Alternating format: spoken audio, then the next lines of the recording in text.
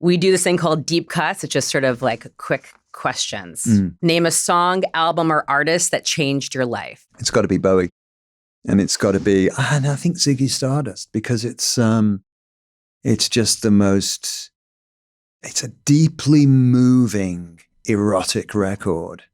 And, you know, for me, for my 14-year-old self, it was life-changing. I can only imagine what it was like at that time. What was your first concert? Mick Ronson. Oh my God. Yeah, we talked about earlier. Yeah. He was David Bowie's guitar player, and he went off and had a solo career, which didn't last very long. But yeah. And the fans went crazy and ripped out all the seats, and it's amazing. You know, he was great, Mick. What's a song that you wish you wrote? I don't know why I'm thinking of Good Times by CHIC, but, you know, like as a bassist, you know, I think you're always looking for, I mean, notwithstanding everything I just said, you know, I'm always trying to bring as much bass to the music as possible so that you can't really listen to the songs without being aware of the bass. Yes. You know, I've got that kind of a bass ego. And the early Duran music, you know, had very prominent bass. Yeah. And as the music sort of evolved into the 90s, you know, bass became a little bit less. But I'm always thinking about, like, how can I make the bass as cool and interesting without it getting in the way of whatever everybody else is doing. A song like Good Times, you know, you've got a vocal and you've got a bass. And that's it. So good. What is your favorite movie? I think the film that I go back to, oh God, probably North by Northwest, which was an Alfred Hitchcock film with Cary Grant, and it's sort of late 50s, very romantic, very worldly, very sophisticated. You know, it's a classic. There's a line where Cary Grant goes to he's at Grand Central Station in New York, and he's on the run. He's on the lam. You know, everybody's looking for him. He's a wanted man. He's wearing these very cool sunglasses, and so he asks for a ticket to Chicago, and the guy on the desk says, "What's wrong with your eyes, mister? You got a problem with your eyes?" And Cary Grant says, "Yes, they're sensitive to questioning." Classic. So good. What is your favorite meal or cuisine? Oh, man. I mean, if I could eat pizza every day, I probably would. But I could say the same for sushi. Same. If you were not a musician, what would you be? I think I'd like to be a painter, actually. Really? Yes. Do you paint? I do. You do? That's amazing.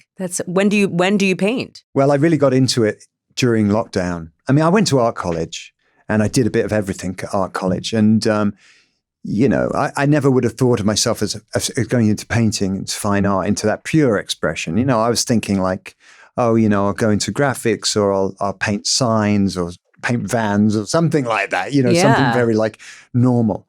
And then then the band started rolling, and I've just become, I love fine art. I mean, Nick and I, we're the biggest culture vultures. And whenever we're on the road, it's really like we're planning the gigs and we're planning the museums.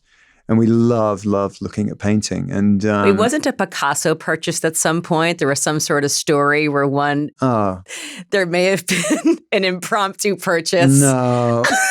No. I think maybe quite. Nick. I think it was by Nick. I think he said it was a small one. That maybe a small one. A very small one. Yeah. Yeah. And I just find out about that. I think really it's a great antidote to being in the band, really, because as is such a collaborative medium. And, you know, I just started painting and realizing I didn't have to call anybody and say, hey, is it okay if I use red? Right. How do you feel about this? You know, and Simon would say, I don't know. I think I like the green. Mm-hmm. You know, it's great to just be able to make all those decisions by yourself. And it was really empowering. I loved it. But, you know, I don't know when I'll get back to it, because lockdown was interesting. You know, I mean, I was so lucky, you know, because I didn't have to worry about putting food on the table, and I could just sort of, I didn't have kids that I was trying to educate, you know, I didn't have all those horrible problems that so many people had to deal with. You know, it wasn't the case for me. For me, it was just like, well, you just got to sit on your hands for until things change. And now I started getting into painting, and oh my God, I went crazy. I'd love to see some of your work. That's awesome. I did so much. And it was real. I feel like I did a self-taught 3-year degree course in that time. And, but like, I couldn't do it this afternoon. Right. Because it was just, there was, and I'm sure, a lot of listeners did have similar experiences just because there was nothing else to do. Right.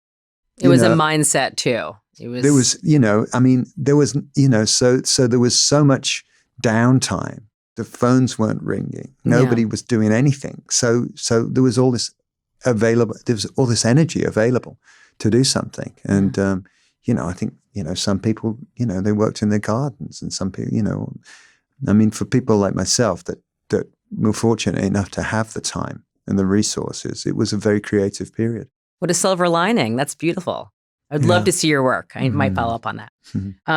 Do you have a most prized possession? I have a library of art books that I began collecting when I was 15, and somehow I've managed to keep them all together. That is impressive.